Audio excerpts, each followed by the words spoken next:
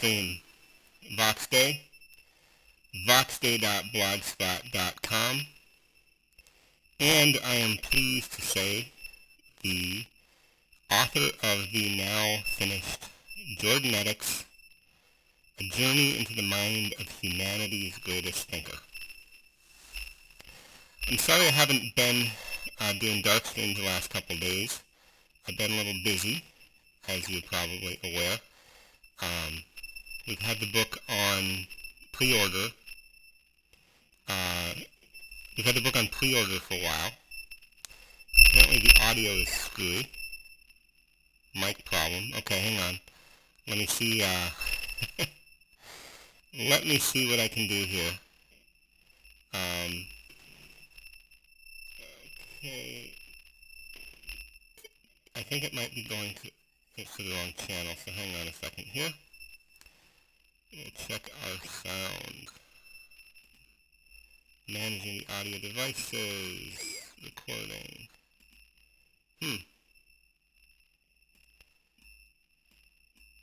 Should be correct.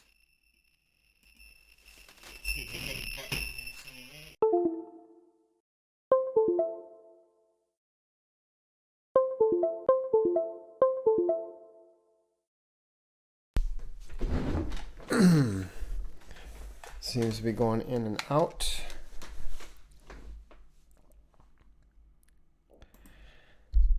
Okay, are we doing any better?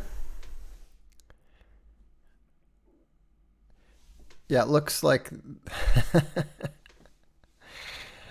Oh, it's fixed. Okay, yep. All right. Yeah, I had... for some reason, it was picking up my headset as well. So there we go. So to get back to what I was saying before, I'm sorry that I haven't been doing any of these dark streams for the past couple days. The reason is pretty straightforward.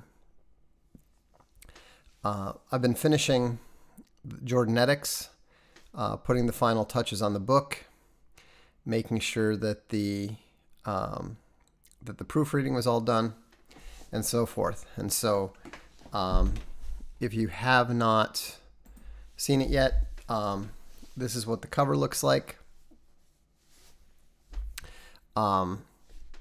Jordanetics, forward by Milo Yiannopoulos, A Journey into the Mind of Humanity's Greatest Thinker. And I think that you're going to find that it's going to be extremely illuminating, whether you are a Jordan Peterson fan or not. It's coming out on Monday.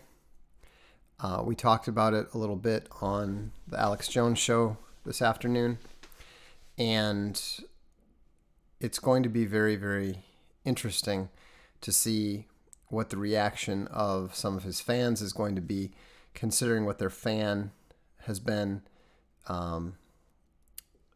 what their reaction has been to the videos and so forth. So anyhow, it's going to be out, and if you want to pre-order it, you can still pre-order it. It'll be delivered to you on Monday by Amazon, and so that's what's going on. So let's get back to talking about what the subject is. And this is actually related a little bit to the other thing that I was discussing with Alex, which was related to the increasing division of the country, of the political entity.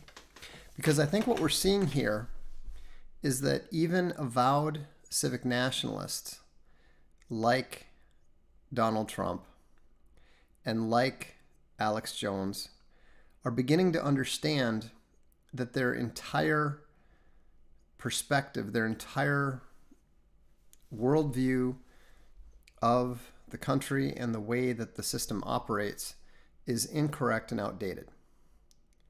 And when Alex asked me, what should we do? What's the first thing we should do?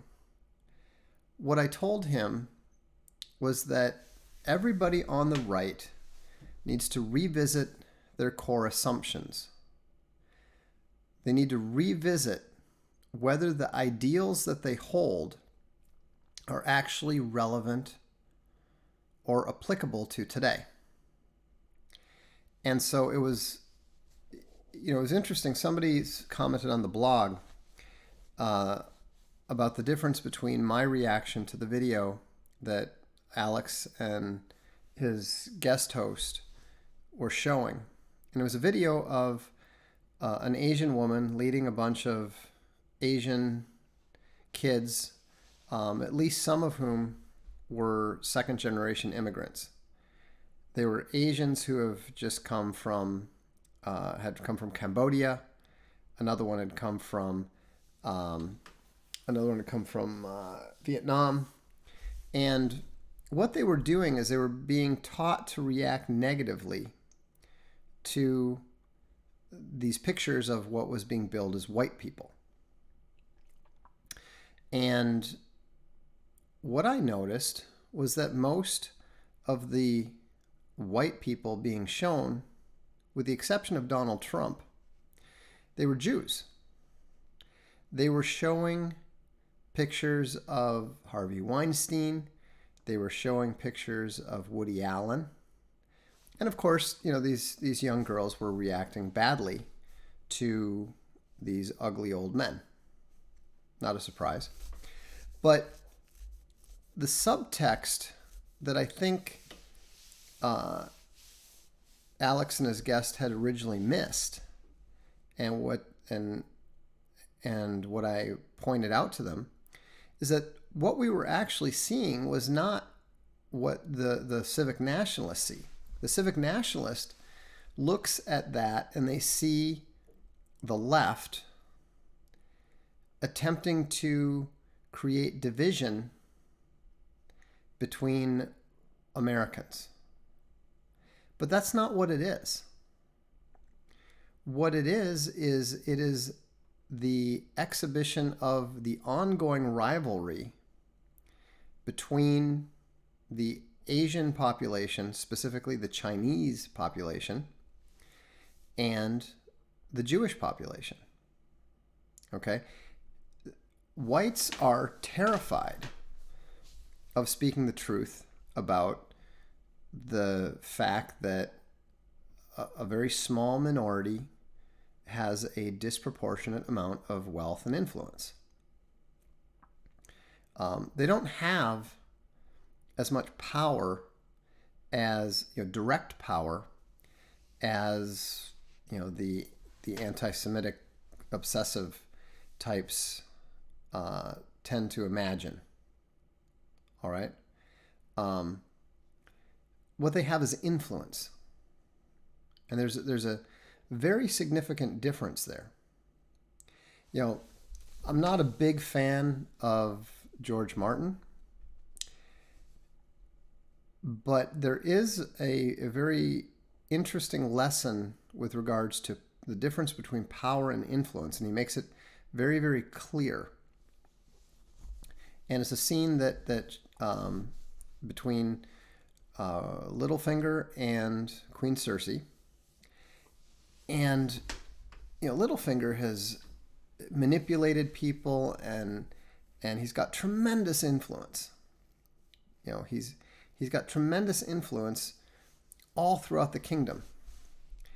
And the queen simply orders one of her guards to put his sword to Littlefinger's throat. And she points out to him, this is the difference between influence and power. Okay. On the macro level, on the national level, the position of the Jews is one of influence. They have a lot of money. They have a lot of the cultural and intellectual high ground. That's how they've been able to create such a broad spectrum of support for Israel in throughout the United States over the past 75 years or so. But that's not power. Okay? Trust me when I tell you that Jews are very, very, very cognizant of the fact that they could be wiped out in any country but Israel in a week. It wouldn't even be difficult. If you simply look at the math, you look at what happened in the Cultural Revolution in China, you looked at what happened in Cambodia and that sort of thing, it is possible. Wouldn't be a good thing, wouldn't be desirable for anyone. Least of all, the people who are subject to that. But the point is that when you've got a small minority, that sort of thing is always within the realm of possibility. Okay? And that's why influence can be a two-edged sword. Because when you have influence, when you have wealth, when you have status, then you become a target no matter how much you have. In fact, the more that you have, the more that you become a target. And so, this is this is the problem. And what you have to understand is that the Chinese recognize this. The Chinese understand the difference between influence and power. And they know that they cannot push for power over the United States. The best that they can hope for in the next 10 years is to prevent the United States from being able to exert its control in the South Pacific.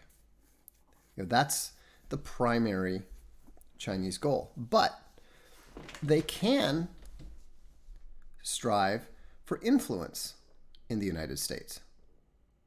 Influence is obtainable. It's very readily obtainable. And that's why what you're seeing is you're now seeing the Asians, and specifically the Chinese, moving directly into the spaces that were previously controlled by the Jewish minority. Okay? So you're seeing Asians push heavily into the Ivy League. You're seeing them push heavily into Hollywood. And what you're going to see is you're going to start seeing them move into the media. I'll tell you that right now. If you are a mercenary, soulless, non-ideological individual, probably one of the best things that you can do is go into the media with whatever Chinese media organization is making the big push. That's where the next CNN is going to come from. That's where the next Fox is going to come from. Now, before you accuse me of doing just that, it's not the case. I have appeared twice, I think, on Beijing's English language program. But that was not something that I'm not seeking a career there. Okay, I'm not pushing for a career there. I could go on there much more often if I wanted to. But I'm primarily interested in that simply because I like to keep track of the new developments and see what's happening. I made the decision not to become a talking head or a media whore a long time ago. And so I'm not about to revisit that decision. And then somebody mentioned banking. I strongly suspect that we're also going to eventually sooner or later see a Chinese move into banking, and they're going to be in a very good position to do that because of all the U.S. debt they hold. And so, this is why I think that those who talk about the globalists as if they are this irresistible force, and talk about them as if they have everything under their control, are completely missing the point of what's really happening. Something that they talk about is, there's an old truism that says the generals always fight the last war. That the generals are always focused on fighting the previous war rather than the current one. And I think that that's, to a certain extent, what the right is doing. I think that but it's not only the right, it's also the globalists and the left. It's kind of incredible to me because you look at these two sides are battling it out for the West, for the heart and soul of the West. And meanwhile, they're failing to notice that the Chinese are successfully expanding throughout Vancouver, throughout the Ivy League, and so forth. And so it's going to be much more complicated and much different than anybody thinks, than anybody imagines. And so, if you look at the pattern of how these things are shaping up, the things are going to look very, very different in the 2030s than they do now. Things have already changed dramatically in the last 20 years because the U.S. is no longer the global superpower that it was before. And so that's why I said that it's now time for the God Emperor to stop screwing around. Okay? Don't get me wrong. Donald Trump has been the best president of the 20th and 21st centuries. No question. Absolutely no question. But that doesn't mean that he's been good enough. It doesn't mean that he's been anywhere nearly good enough to address the actual problems that he's facing. And I think that what we are now seeing, and that what we've seen with the midterm elections and the way that the Republican Party establishment successfully undermined him, I think what we're seeing is that Donald Trump has absolutely no choice whatsoever but to begin looking at extra constitutional measures. I don't think that he is going to be able to be successful with his negotiating approach. I think that at this point in time, it is very, very clear that the negotiating approach has failed. So he has two choices, and that's what I mean.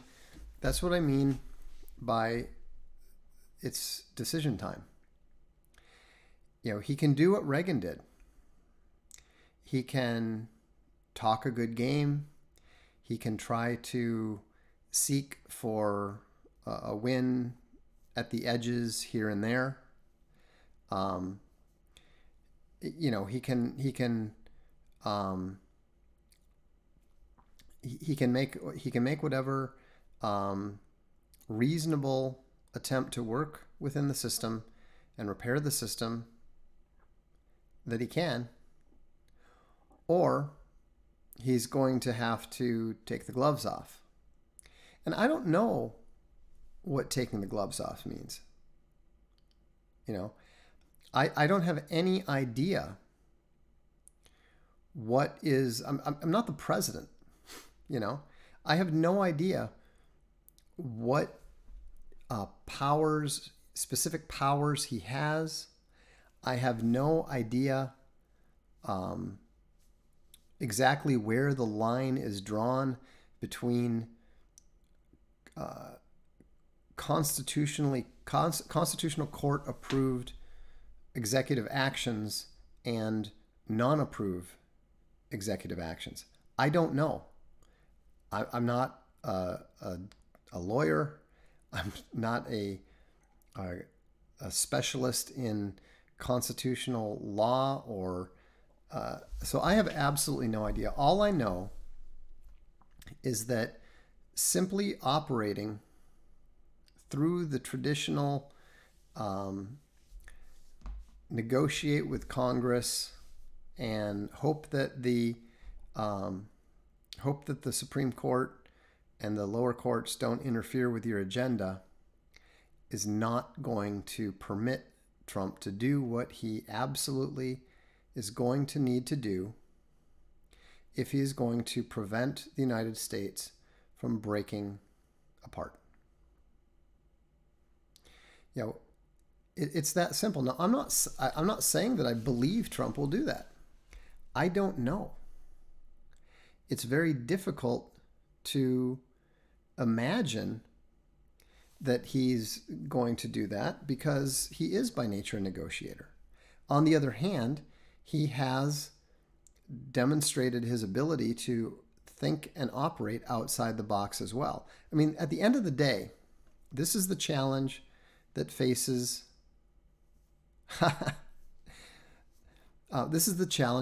every conservative.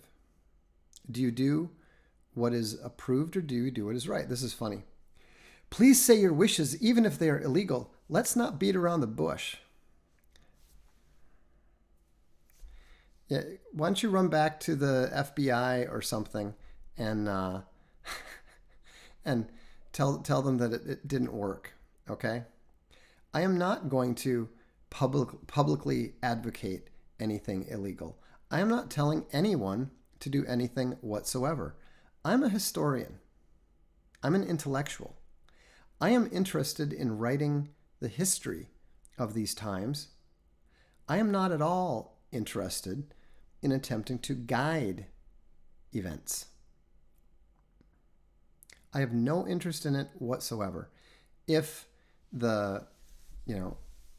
I expect the United States to break apart. Okay? I expect Donald Trump to fail to take whatever actions are necessary to prevent that. I don't know that any man is capable of doing what needs to be done. Okay? What's the best way to put it? Look, I predicted this stuff back in 2004? So what I'm watching happen is in line with what I expect.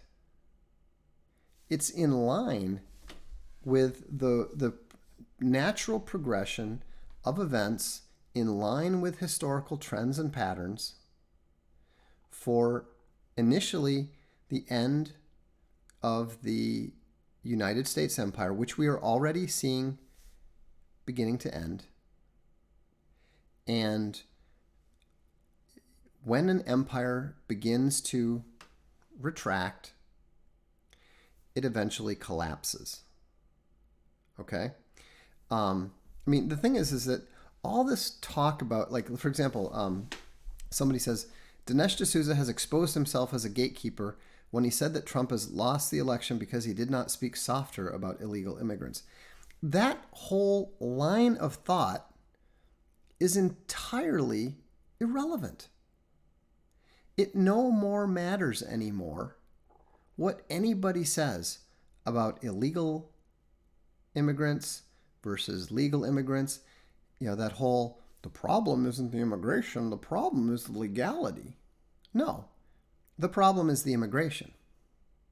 The problem is the demographics.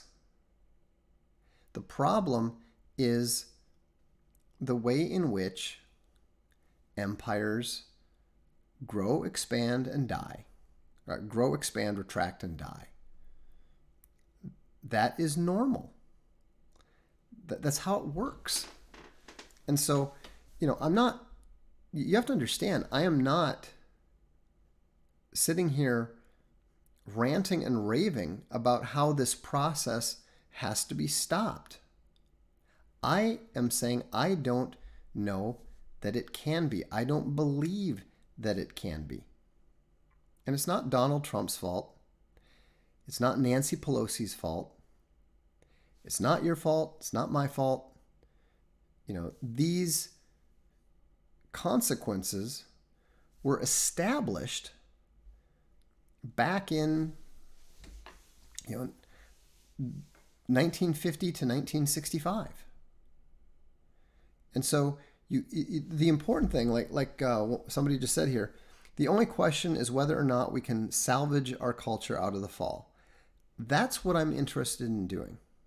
Okay? I am interested in making sure that we preserve the seeds of Western civilization. And, I'm not taking the Jordan Peterson approach. I'm not telling you, group identity is evil, the U.S. is evil, all this sort of thing. I'm not saying that at all.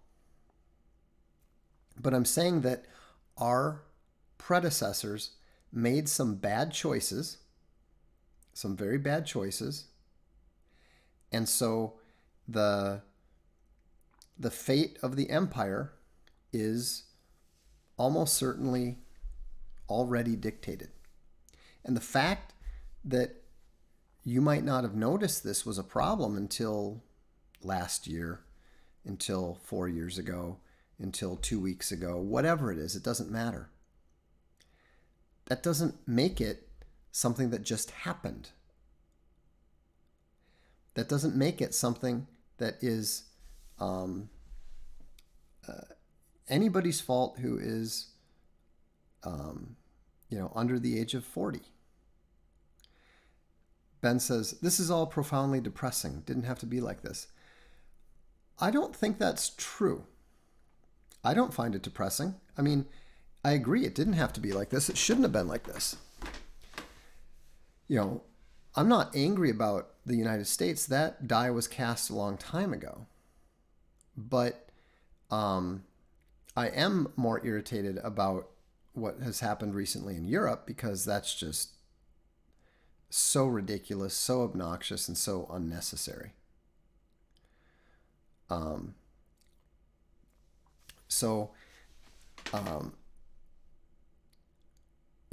It's just we're heading for interesting times. But see, here's the thing: everybody likes to talk about this stuff. Everybody likes to say, we must. Well, nobody ever does. Okay? And they won't until the zeitgeist is correct.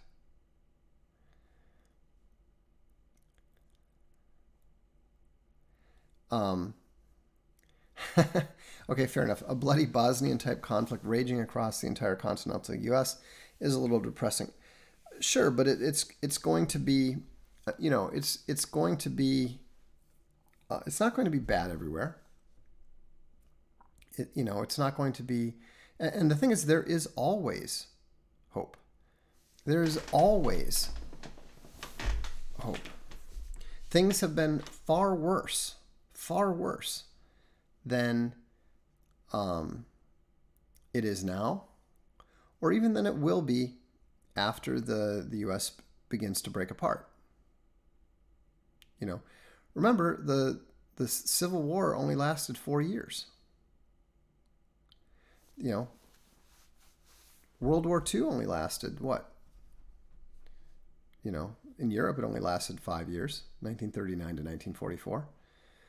And so, we are living at the end of one of the longest periods of peace and wealth and credit expansion and all that stuff, it always comes to an end. It was never, ever going to expand forever. Someone says, if this is going to be the bloodiest conflict ever, how have things been worse? Well, it's just because of the magnitude of it. You know, I don't think that it's going to be as bad as other conflicts have been on a per capita basis before.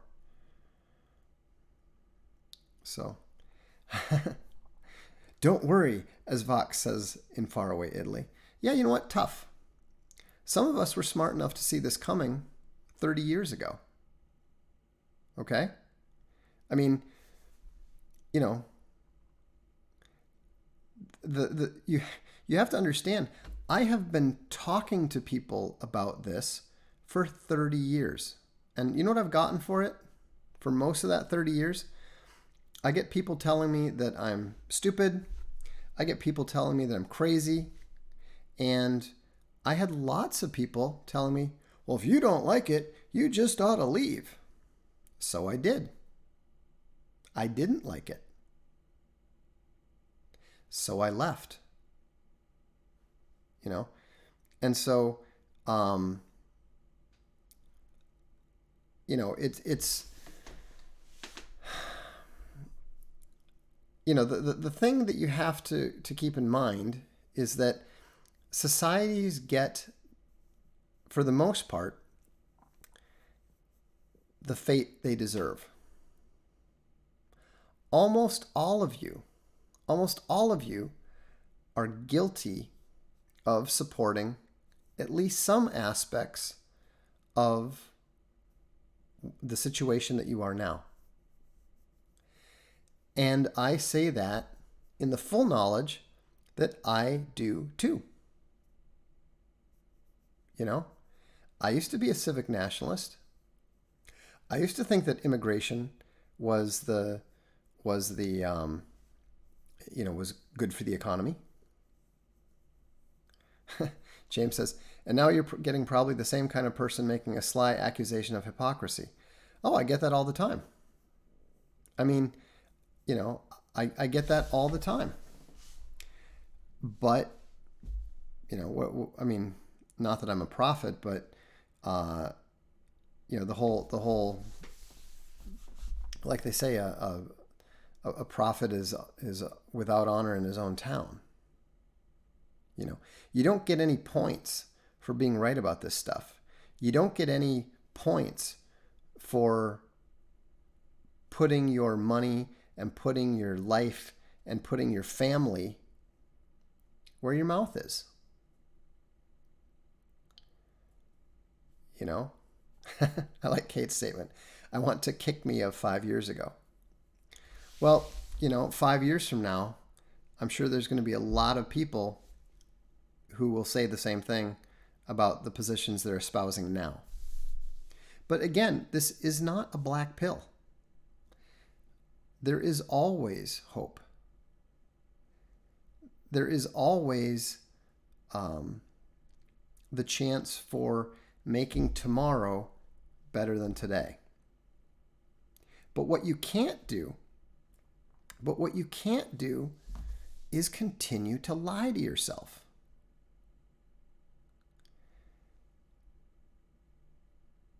You know, you've got to stop insisting that the future has to be in line with your ideals. Yeah, but this is the kind of, you know, civic nationalist thinking that is just totally hopeless. The U.S. had won civil war and came out stronger. It is blessed by geography and can defeat the world by its self-sufficiency. No, it can't. You don't understand, because there are 5... Okay, I'm getting rid of this guy who's having a debate about religion. The USA is not the USA of 1950. The average intelligence is at least 8 points lower, maybe more.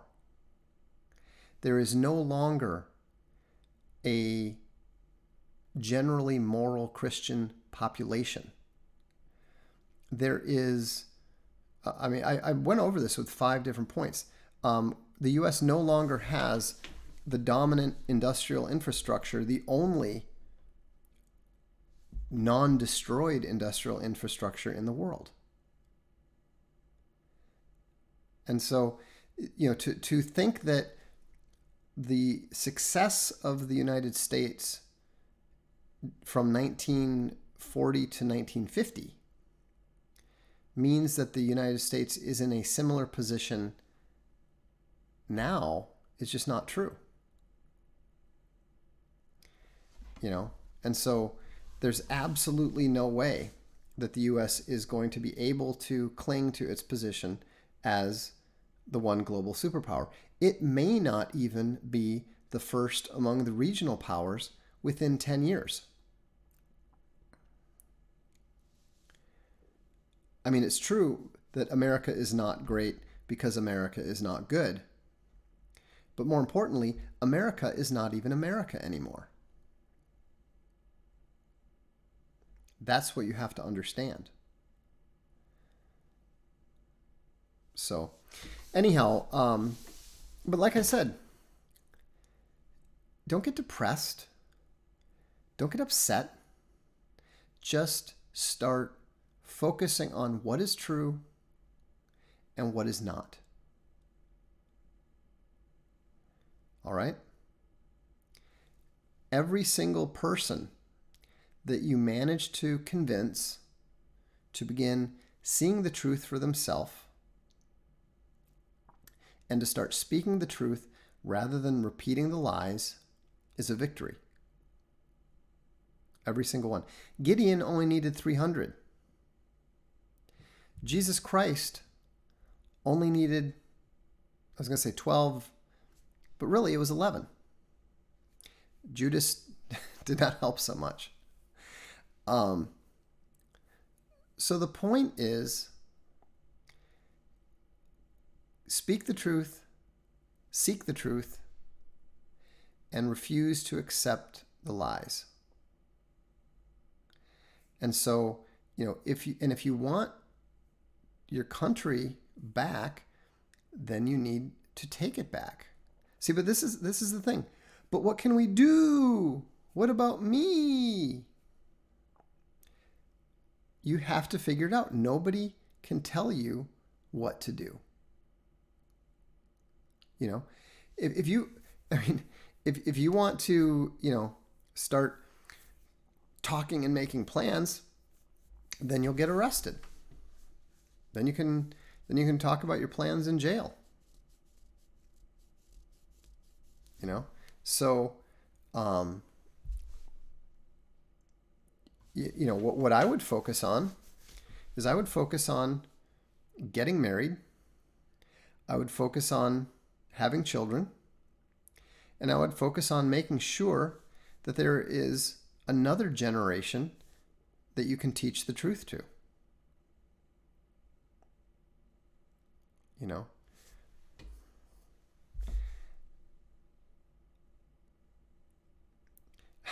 No, it's not about me. What can we do to stop them? Have I not made it perfectly clear? I am not going to tell you anything. I am not a leader. It is not my problem.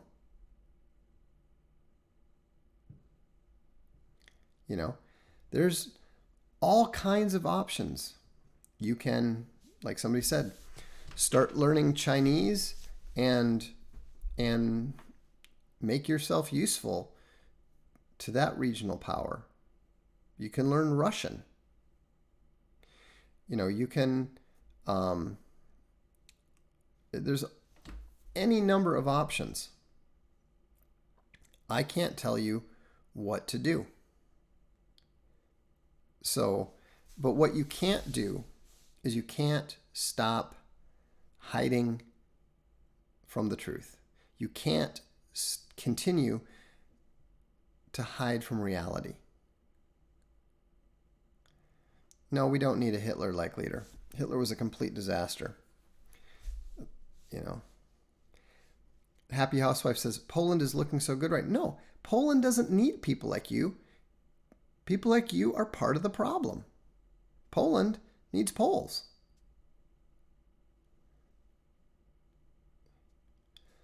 If you were British, would you consider moving to Poland or Hungary? No. Again, you are part of the problem. Don't Californicate Poland. Don't Californicate Hungary. You know, you have to fix your own country. You have to find your own people.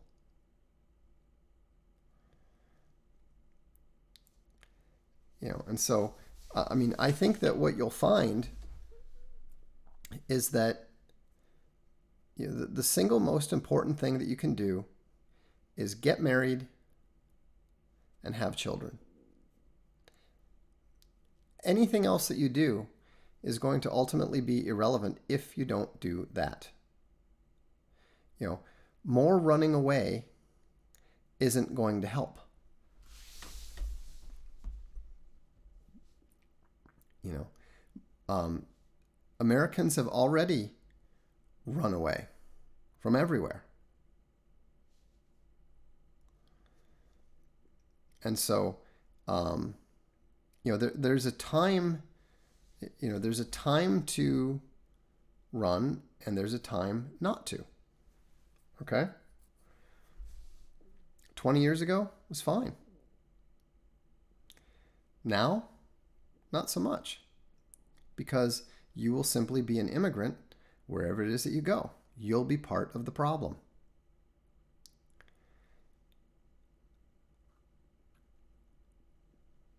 Yeah, someone says, look what's happening to Texas and Montana. People who don't understand that they are the problem are like locusts. Right. I mean, that's the thing is that, you cannot win by retreating. You moved to Italy. Are you part of the problem? Yeah, this is funny for all these people. That's rich coming from a guy who ran away to Italy. I didn't run away from anything. There wasn't anything to run away from, you morons. 20 years ago, all you idiots were telling me that I was crazy, that there was no problem. Okay?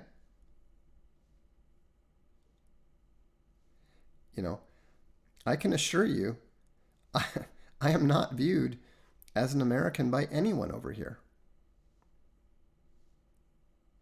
I mean, you morons will run around and say that, somebody from Guatemala who's lived in the States for 3 years and likes to watch football is a real American. And then you go talking to me, who's left more than 20 years ago and is fully integrated in every possible way. And yeah, I'm not one of them. I'm not one of them. But I'm a really, really good guest, and I comport myself accordingly. So, also that they also pointed this out, that I am a Native American. So it's not a deflection. It's not a deflection at all. So, but I have no interest in it. Basically, if you're one of those idiots who's going to try to conflate the micro with the macro, just stop. Don't listen to my channel. Go away. You're not intelligent enough to be here. There's nothing that I have to say to you.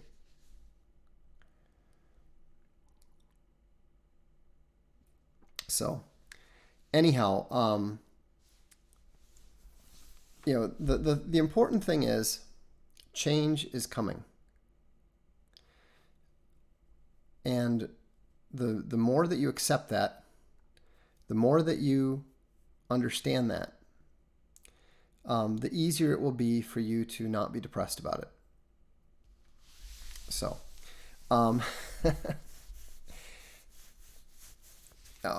Larry, see, this is the bullshit I hate. You and Lizzie Warren. No, Larry, I am actually a American Indian. It's not a 1/32nd or 1014th situation.